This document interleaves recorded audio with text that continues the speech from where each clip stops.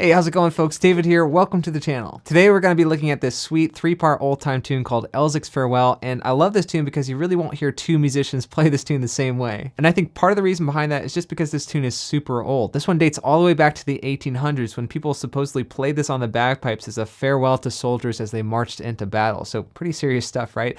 But ever since then, it's just become this big game of telephone as it's been passed on from generation to generation by ear. So before we get started learning this tune, we have to spend some time parsing out what the different strands of this melody are, so that way you have a fighting chance of being able to play with someone else who inevitably plays this tune differently than you do. And nowadays there are some popular different versions, and for starters, some people will just play this tune as a 2-part melody. That's what Rob Ickes does on this record with Blue Highway here.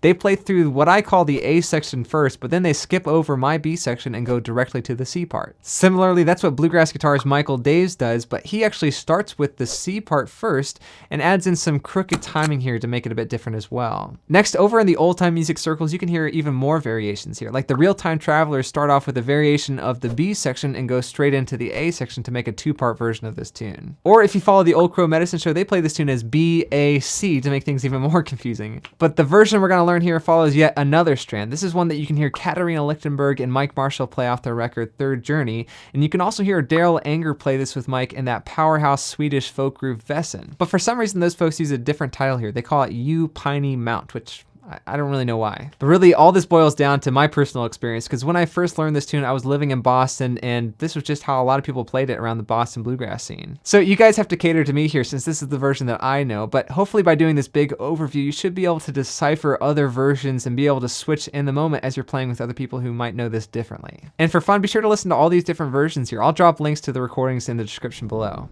So let's get our mandolins out and start getting our hands on this tune, and we'll start with the chords here. These are the 4 chords that we'll use throughout the duration of the tune. And here are 4 open chord shapes that are great to use, especially if you're going to be playing backup in an old-time music jam.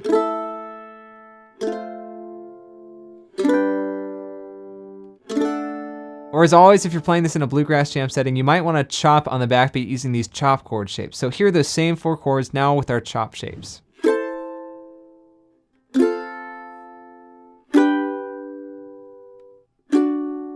And the chord progression here isn't too bad, right? There are some variations on the chords that people will play, but for the most part, people stick to the A minor for the first 2 measures of the A section here, followed by a measure of F, then a measure of G. And same thing here on the second line of the A section. The only difference is we're playing a shorter G chord to get back to the A minor at the end of the section. On this B section here, it's just a whole lot of A minor with a quick G at the end of each line to get back to your A minor again. Then on the third part here, we're gonna play 1 measure of A minor followed by 3 measures of D major. And same idea on the second line here, we're just gonna resolve to that A minor at the very end of the line. So before moving on, be sure to familiarize yourself with all these chord shapes and then play through that chord progression a lot, memorize the chord changes. But when you're ready, let's come over and check out what's going on with this tune at a deeper music theory level. So for this tune, I'll go ahead and spoil things up front and tell you that we're basically in the mode of A Dorian. But I know this is really confusing because when you come to the transcription and check out that key signature, you see we have 1 sharp, which usually isn't A minor. It's actually usually G major, right?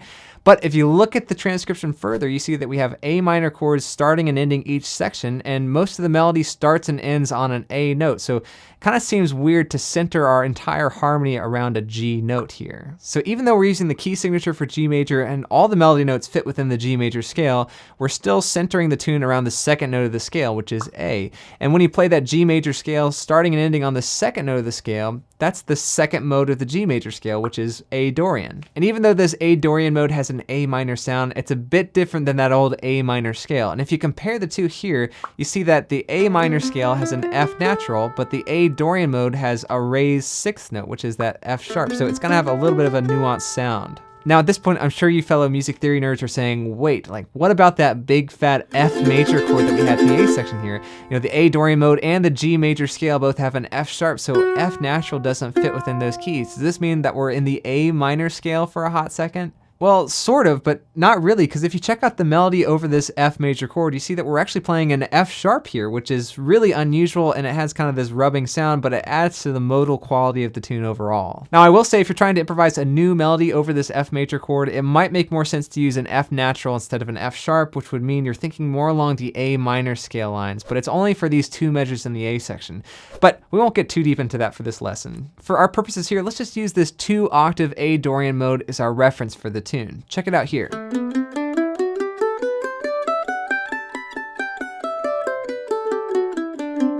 And once you get this in your fingers, let's come over to the transcription now and check out what's going on with the structure of this tune. So here we've got 3 parts in this tune like we talked about earlier, and for this version of the tune, we're playing all even 8 measure sections with repeats, but there are some different phrase structurings throughout the tune. And here in the A section, it's a bit tricky to start with because the melody doesn't have any internal repetition. It's all new material for 8 measures. But when you come to the B and the C parts here, we have 4 measure phrases, which means that each line is pretty much identical to the next. So these 2 parts are a little bit easier to learn. Let's keep all that in mind as we check out the melody now. All right, so on this A section now, let's come over to that transcription again and let me show you a couple things that are going on. First, we've got this grace note slide right on the downbeat of the melody. Here we're gonna play our 5th fret on the A string as well as our open E string before sliding really quickly up to the 7th fret of the A string with your ring finger. And we've also got another slide here. This one's also from the 5th fret to the 7th fret of your A string. Use your ring finger here, but here we're not actually playing that open E string, and we're also doing the slide on an upstroke since this slide is happening over the bar line. Also, I'm doing some different fingerings here to accommodate for these slides and to get around having to use my 4th finger on the 7th fret of the E string here. Check it out. On the first measure here, after that slide, I'm playing the next few notes in this slightly higher position before using that open E string at the end of the measure as a chance to shift back down.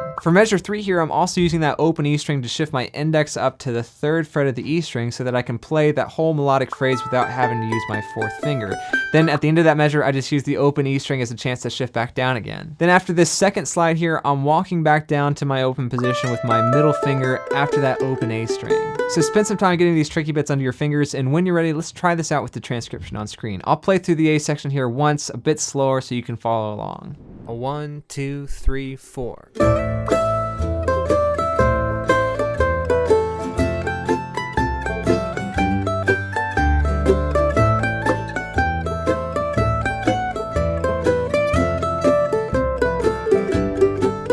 Now this B section by comparison is a piece of cake. There's tons of repetition, there's no fancy embellishments, it's all pretty straightforward. So spend some time working this out phrase by phrase, and when you're ready, let's try out this B section together as well.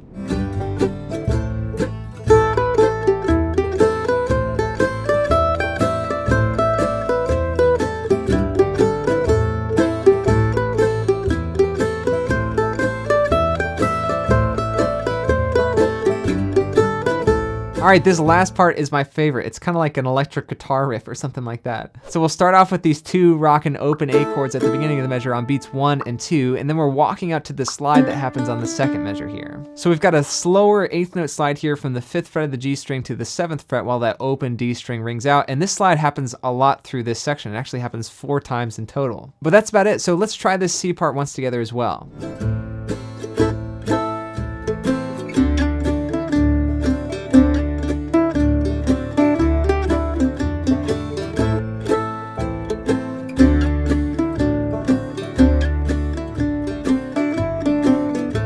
All right, so you've got a good start on this melody, but a great way just to master a tune like this is to play it a lot. So let's do that right now. Let's see if we can play through the tune from start to finish with the repeats at a slower tempo. Here we go. A 1, 2, 3, 4.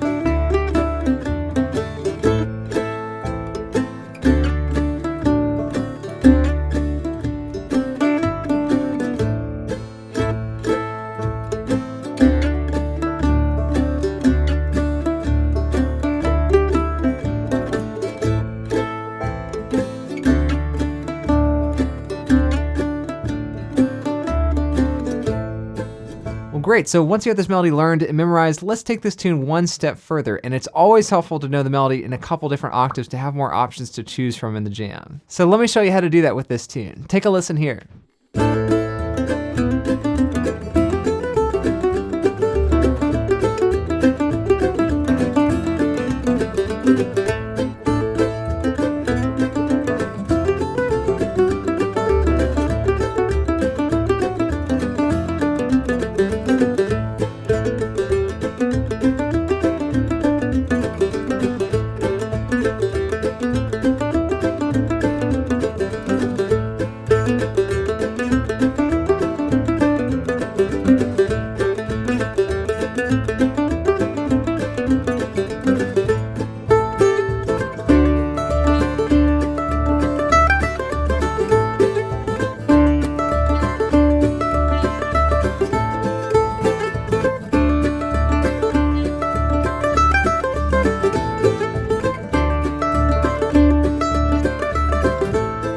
Now let's run down each section again and see what's different here in these new octaves. So in this A section here, we're playing the melody in a lower octave, and instead of all those slides like we did in the original octave, now we're playing some hammer-ons. So we've got a quick grace note hammer-on the first measure here. In the second measure, we've got an eighth note double stop hammer-on. And we've also got this upstroke hammer-on across the bar line here on the second line. Besides that though, the only thing we're really changing about the melody is this last measure here. You know, since we can't play any lower than our open G string, we're gonna have to come up with some new filler melodic material to get around those lower notes that we had in the original octave. And I know it can be tricky trying to learn a familiar melody in a new territory like this with new fingerings and new frets and all that, so take your time, but when you're ready, let's try this section out together. 1, 2, 3, 4.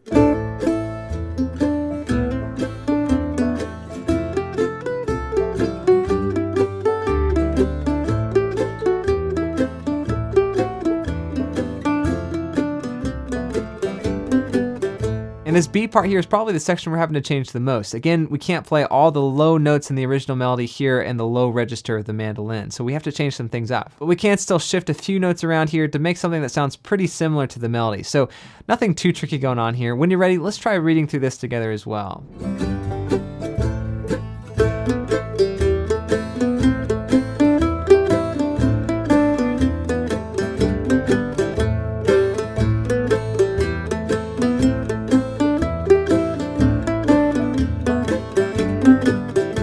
Now for the C part, we're gonna shift to a higher octave, and this melody works really well in the second position with your index finger kind of planted on the third fret of the A string. So we're gonna use that ring finger slide on the first measure as an opportunity to shift up into that second position, and we'll stay here for pretty much the entire section, but watch out for those finger numbers on the standard notation because there are some open strings that are thrown in as well. Other than that though, we're just adding in a couple hammer-ons here on our A string, and we're adding in that open D string as a drone against the higher melody notes. When you've got your fingers around this, let's see how this sounds together.